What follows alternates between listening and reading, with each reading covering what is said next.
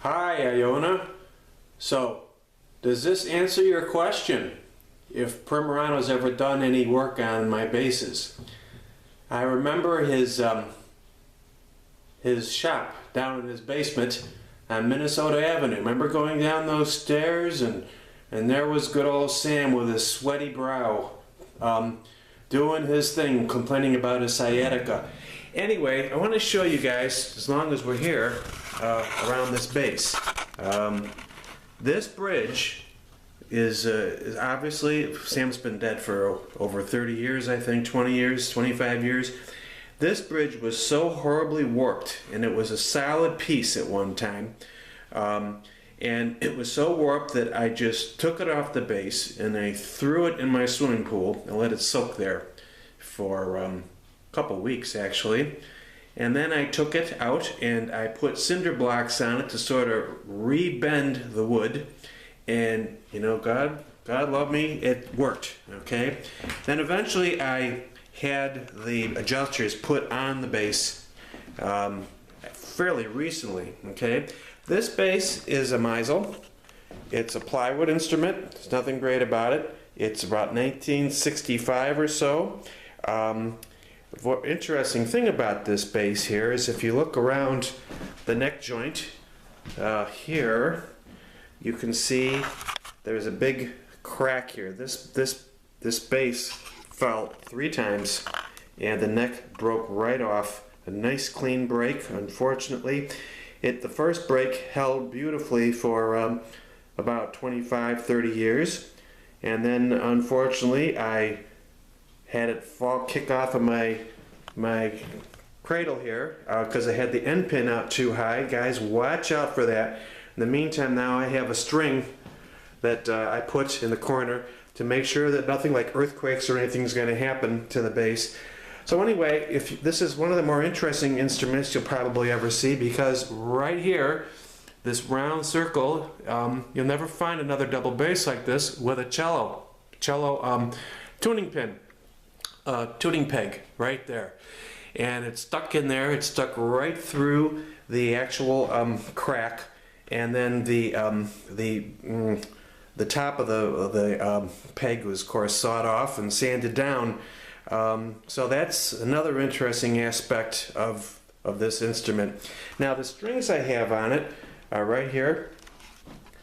These are the bass solo strings, a medium spiral core, and they are meant to be tuned up a whole step higher than orchestra pitch, the concert pitch. I at the time played the Dragonetti bass concerto with a high school orchestra here, the Clarence Orchestra, Iona, if you remember, and you have to tune the bass up. It's actually a transposing instrument, almost like a clarinet, a whole step up. So, and I have those strings on this bass to this day, but they are now tuned to concert pitch. So that enables me to keep my bridge up a lot higher than most guys would, I think, like. But it also gives me a kind of a different sound, more of a percussive sound, more of a boom, and because of the lesser tension on the strings, I'm able to play along with that. So here's what the windings look like. They're yellow, okay? Now just yesterday, I did another thing. Here, living in Buffalo, New York, we have the bad forced hot air furnace all winter long on these instruments, and the wood shrinks and shrinks and shrinks and shrivels. This is an area of the bass that's very much utilized. People don't think about this area right here. All winter long, this wood in here. This came with the bass. This is a stock piece, okay? So it's nothing great. But this piece of wood in here has been shrinking all winter long, drying up.